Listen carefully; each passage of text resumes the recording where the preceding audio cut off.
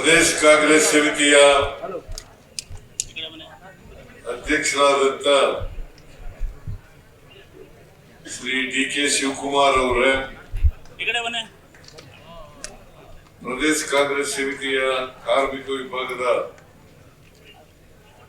ಅಧ್ಯಕ್ಷರಾದಂತ ಶ್ರೀ ಪುಟ್ಟಸ್ವಾಮಿ ಗೌಡ ಅವರೇ,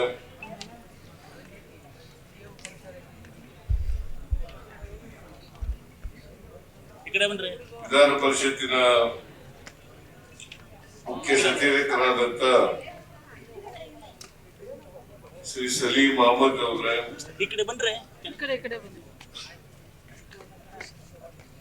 ರಾಜ್ಯಸಭಾ ಸದಸ್ಯರು, ಪ್ರದೇಶ ಕಾಂಗ್ರೆಸ್ ಸಮಿತಿಯ ಕಾರ್ಯಾಧ್ಯಕ್ಷರಾದಂತ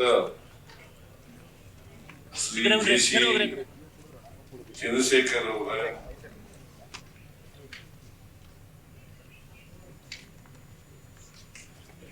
ಶ್ರೀ ಎಚ್.ಎಂ. ರೇವಣ್ಣ ಅವರೇ, ಅಧ್ಯಕ್ಷರು, ಗ್ಯಾರಂಟಿ ಅನುಷ್ಠಾನ ಸಮಿತಿಯ ಅಧ್ಯಕ್ಷರಾದಂತ ಶ್ರೀ ರೇವಣ್ಣ ಅವರೇ,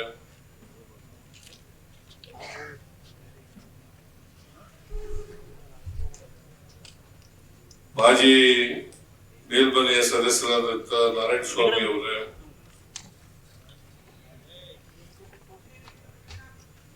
ಯುವ ಕಾಂಗ್ರೆಸ್ಸಿನ ಅಧ್ಯಕ್ಷರಾದಂತ ಮಂಜುನಾಥ್ ಗೌಡ ಅವರೇ, ವೇದಿಕೆ ಮೇಲೆ ಆಸೀನರಾಗಿರ್ತಕ್ಕಂಥ ಎಲ್ಲ ಕಾರ್ಮಿಕ ವಿಭಾಗದ ಪದಾಧಿಕಾರಿಗಳೇ, ಪಕ್ಷದ ಮುಖಂಡರುಗಳೇ, ಇಲ್ಲಿ ಆಗಮಿಸಿರ್ತಕ್ಕಂಥ ಕಾರ್ಮಿಕ ಸಂಘಟನೆಯ ಮುಖಂಡರುಗಳೇ, ಕಾರ್ಮಿಕ ಬಂಧುಗಳೇ, ತಾಯಂದಿರೇ, ಇತರ ಎಲ್ಲ ಕಾರ್ಯಕರ್ತ ಬಂಧುಗಳೇ, ಇವತ್ತು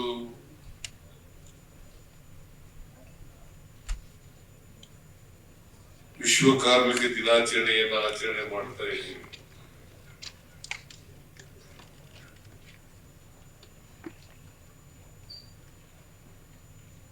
ಸಾವಿರದ 1886 ಚಿಕಾಗೋನಲ್ಲಿ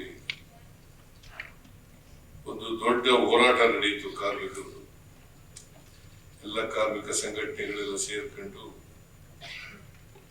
ದೊಡ್ಡ ಹೋರಾಟವನ್ನ ಮಾಡಿದ್ರು. ಅವ್ರ ಬೇಡಿಕೆ ಏನಿತ್ತಪ್ಪ ಅಂತಂದ್ರೆ, ಕೆಲಸದ 8 ಗಂಟೆಗಳ ಕಾಲ ಮಾಡಬೇಕು, 8 ಗಂಟೆಗಳು ವಿಶ್ರಾಂತಿ ಬೇಕು, 8 ಗಂಟೆಗಳು ಮನೋರಂಜನೆ ಕಾರ್ಯಕ್ರಮಕ್ಕೆ ಬೇಕು, ಮನೋರಂಜನೆಗಾಗಿ 8 ಗಂಟೆಗಳು ಬೇಕು. ಕೇಳಿಸ್ತಾ ಇಲ್ವಾ? ಕೇಳಿಸ್ತಾ ಇದೆಯಾ? ಕೇಳಿಸ್ತಾ ಇದೆಯಾ ಅಂತಾರಲ್ಲಮ್ಮ?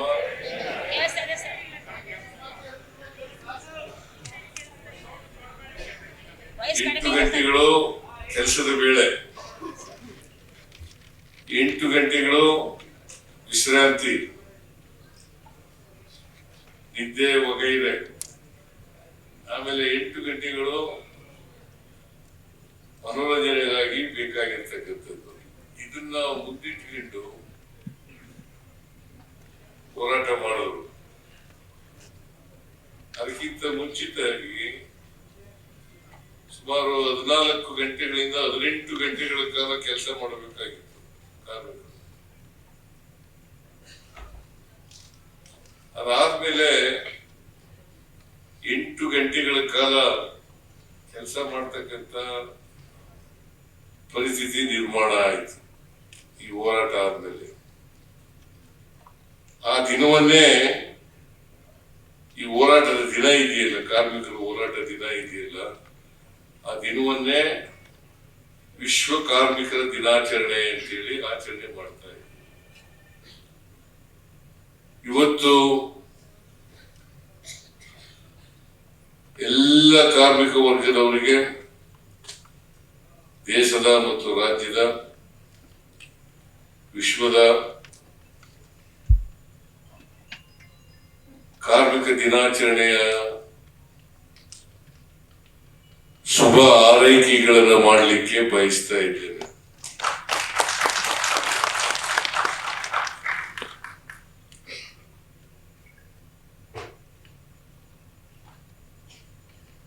ಅದಕ್ಕೆ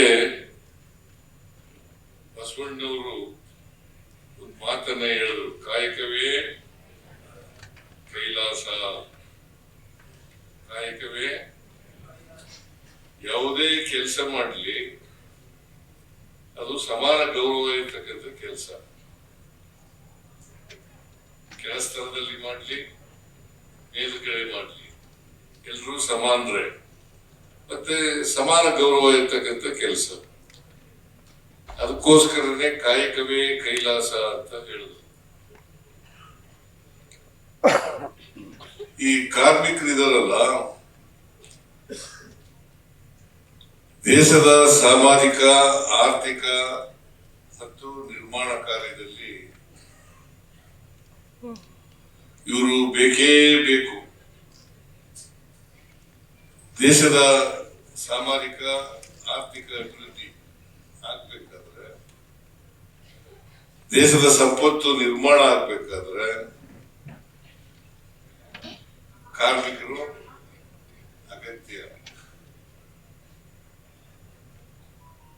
ಅದಕ್ಕೋಸ್ಕರನೇ ಇವರು ಕಾರ್ಮಿಕರಲ್ಲ, ದೇಶದ ಸಂಪತ್ತಿನ ಅಭಿವೃದ್ಧಿಯ ಶಿಲ್ಪಿಗಳು ಅಂತ ಕರೀತಾರೆ.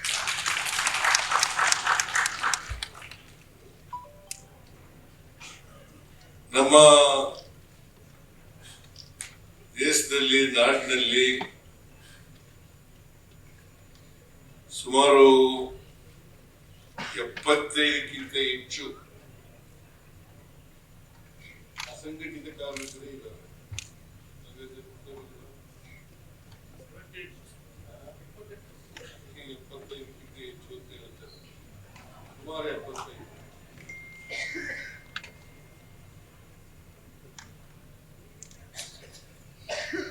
ಅಸಂಘಟಿತ ಕಾರ್ಮಿಕರಿದ್ದಾರೆ, ಸಂಘಟಿತ ಕಾರ್ಮಿಕರಿದ್ದಾರೆ. ರಾಹುಲ್ ಗಾಂಧಿಯವರು ಮತ್ತು ಇತರ ಎಲ್ಲ ಮುಖಂಡರು ಕೇಂದ್ರ ಸರ್ಕಾರ ಕಾರ್ಮಿಕರ ವಿರೋಧಿ, ಕಾರ್ಮಿಕರ ವಿರೋಧಿ. ಮತ್ತೆ ಕೇಂದ್ರ ಸರ್ಕಾರ ಯಾರ ಪರವಾಗಿದೆಯಪ್ಪ ಅಂತಂದ್ರೆ ಕಾರ್ಪೊರೇಟ್ ಸಂಸ್ಥೆಗಳ ಪರವಾಗಿದೆ.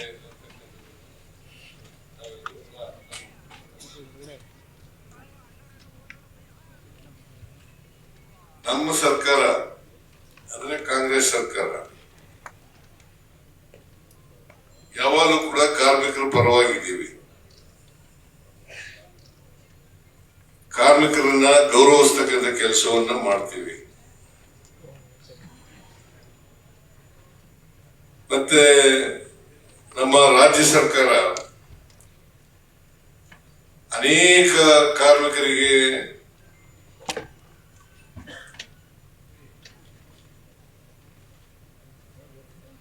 ಸಹಾಯವನ್ನ ಮಾಡತಕ್ಕಂಥ ಕೆಲಸವನ್ನ ಮಾಡ್ತಾ ಇದ್ದೀವಿ.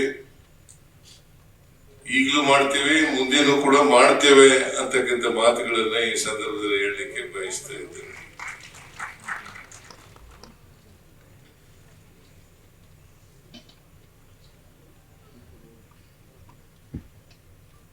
ನಮ್ಮ ಕಾರ್ಮಿಕರು ಕೆಲಸದ ವೇಳೆಯಲ್ಲಿ ಮೃತಪಟ್ಟರೆ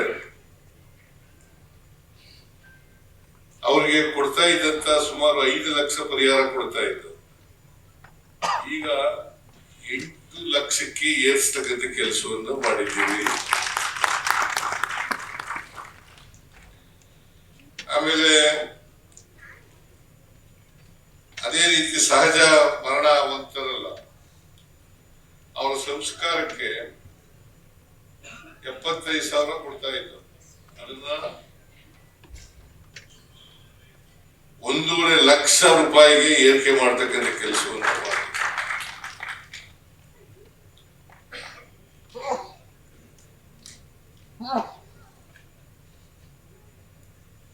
ಸೊ ಹೀಗೆ ರಾಹುಲ್ ಗಾಂಧಿಯವರು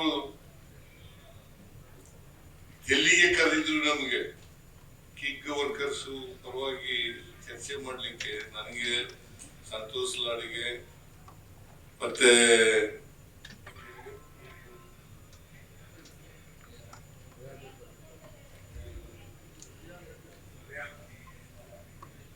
ಪ್ರಿಯಾಂಕ್ ಖರ್ಗೆ ಇವರು ಬಂದಿದ್ರು. ಚರ್ಚೆ ಮಾಡಿ ಅವರಿಗೆ ಸಹಾಯ ಮಾಡ್ತಕ್ಕಂಥ ಕೆಲಸವನ್ನ ರಾಹುಲ್ ಗಾಂಧಿ ಅವರು ಮಾಡಿದ್ರು ಅಂತಕ್ಕಂಥದನ್ನ ಮರೀಲಿಕ್ಕೆ ಸಾಧ್ಯ ಆಗಲ್ಲ.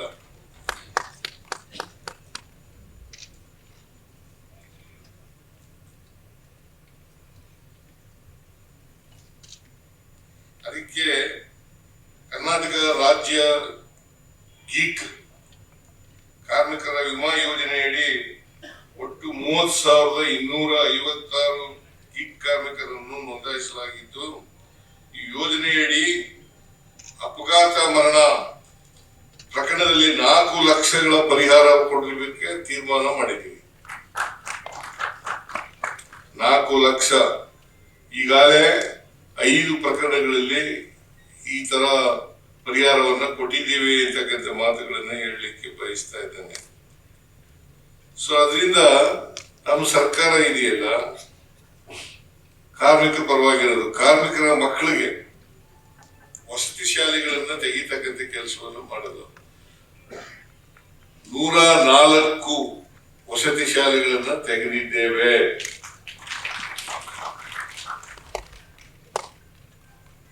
ಈ ಶ್ರಮಿಕ ವರ್ಗ ಇದೆಯಲ್ಲ, ಇವ್ರ ಮಕ್ಕಳುಗಳು ಕೂಡ ಉತ್ತಮವಾದಂತ ಶಿಕ್ಷಣವನ್ನ ಪಡ್ಕೊಳ್ಬೇಕು ಅಂತಕ್ಕಂಥ ಉದ್ದೇಶದಿಂದ 2026-27ಕ್ಕೆ ನಾವು ಈ ವಸತಿ ಶಾಲೆಗಳನ್ನ 104 ವಸತಿ ಶಾಲೆಗಳನ್ನ ತೆಗಿತಕ್ಕಂಥ ಕೆಲಸವನ್ನ ಮಾಡಿದ್ದೇವೆ. ಕಳೆದ ವರ್ಷ ಮತ್ತೆ ಈ ವರ್ಷ 2 ವರ್ಷನೂ ಕೂಡ ವಸತಿ ಶಾಲೆಗಳನ್ನ ಮಾಡ್ತಾ ಇದ್ರು. ಉದ್ದೇಶ ಏನಪ್ಪಾ ಅಂತಂದ್ರೆ ವಸತಿ ಶಾಲೆಗಳಲ್ಲಿ ಈಗ ಈ ಸಾರಿ ವಸತಿ ಶಾಲೆಗಳಲ್ಲಿ 99.42% ಮಕ್ಕಳು ತೇರ್ಗಡೆ ಆಗಿದ್ದಾರೆ. 99.42% ಅಂದ್ರೆ -6.8 ಅಲ್ಲ 5.8. ಇದು ಬಿಟ್ರೆ ಇನ್ನು ಉಳಿದವರೆಲ್ಲ ಪಾಸ್ ಆಗಿದ್ದಾರೆ. ಈ ವಸತಿ ಶಾಲೆಗಳನ್ನು ಯಾಕೆ ಮಾಡ್ತಾ ಇದ್ದೀವಿ ಅಂತಂದ್ರೆ ಕಾರ್ಮಿಕರ ಮಕ್ಕಳು ಕೂಡ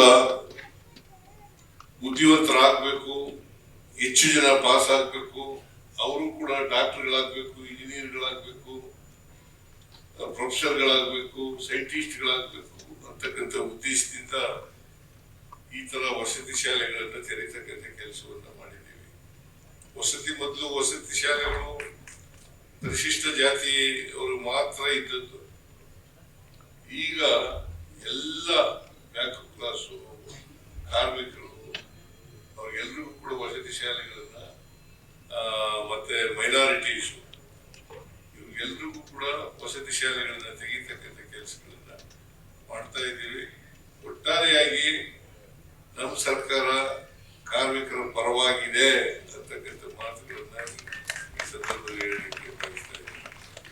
ಆಮೇಲೆ ಬಾಬಾ ಸಾಹೇಬ್ ಅಂಬೇಡ್ಕರ್ ಅವರು ಕಾರ್ಮಿಕ ಸಚಿವರಾಗಿದ್ರು. ಮತ್ತೆ ಅವ್ರ ಕಾಲದಲ್ಲಿ ಅನೇಕ ಕಾನೂನುಗಳನ್ನ ಮಾಡಿದ್ರು. ಆ ಕಾನೂನುಗಳ ರೀತಿಯ ಅವೆಲ್ಲವೂ ಕೂಡ ಕಾರ್ಮಿಕರ ಹಿತ ಕಾಯತಕ್ಕಂಥ ಕೆಲಸವನ್ನ ಮಾಡ್ತಕ್ಕಂಥ ಕಾನೂನುಗಳನ್ನು ಮಾಡಿದ್ರು ಅಂತಕ್ಕಂಥದ್ದನ್ನ ಈ ಸಂದರ್ಭದಲ್ಲಿ ಸ್ಮರಿಸಿಕೊಳ್ಳಲಿಕ್ಕೆ ಬಯಸ್ತೇನೆ. ಜಗಜೀವನ್ ರಾಮ್ ಅವರು ಕೂಡ ಕಾರ್ಮಿಕರಿಗೋಸ್ಕರ ಕೆಲಸ ಮಾಡಿದ್ರು ಅಂತಕ್ಕಂಥದ್ದನ್ನ ಈ ಸಂದರ್ಭದಲ್ಲಿ ಸ್ಮರಿಸ್ಕೊಳ್ತಾ ಬಹಳ ಜನ ಖಾಲಿ ಮಾಡ್ಬಿಟ್ಟಿದ್ದಾರೆ. ಸ್ವಾಮಿಗೌಡ ಕಾರ್ಮಿಕರಿಗೆ ಅದಕ್ಕೆ ನನಗೆ ಮಾತಾಡ್ಲಿಕ್ಕೆ ಉತ್ಸಾಹನೇ ಇಲ್ಲ ಅಲ್ವಾ? ಆ?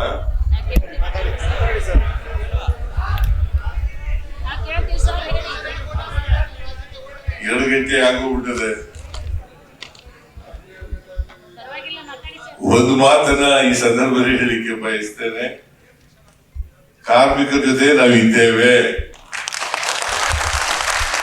ನಮ್ಮ ಸರ್ಕಾರ ಇದೆ, ಕಾಂಗ್ರೆಸ್ ಪಕ್ಷ ಇದೆ ಅಂತಕ್ಕಂಥದನ್ನ ಹೇಳಲಿಕ್ಕೆ ಇವತ್ತು ಮಕ್ಕಳಿಗೆ ಸನ್ಮಾನ ಮಾಡ್ತಕ್ಕಂಥ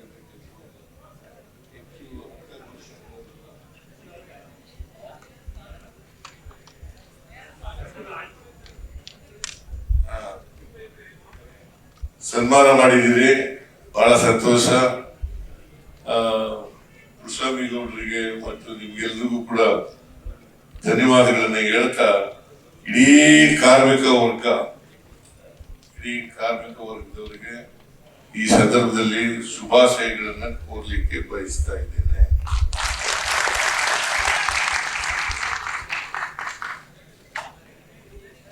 ನಿಮ್ಮೆಲ್ರಿಗೂ ನಮಸ್ಕಾರ.